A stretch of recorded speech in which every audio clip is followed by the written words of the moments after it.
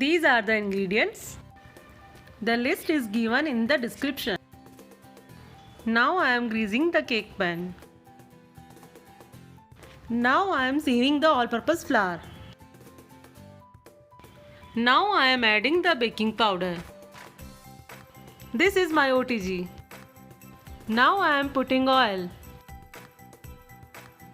Now I am adding the sugar. Now I am whipping it. After whipping, I am adding the curd according to the quantity.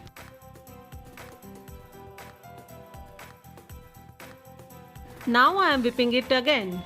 Now I am adding the vanilla extract. Now I am adding the mixture of dry ingredients.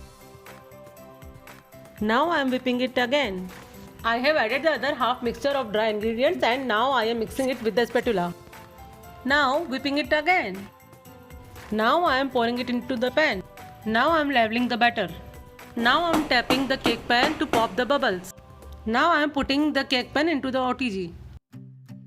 Set the timer to 40 minutes. Now I am taking out the pan. Now I am running the knife around the sides of the pan. Now I am thumping the back of the pan to take the cake out. The cake is out of the pan. The cake is ready.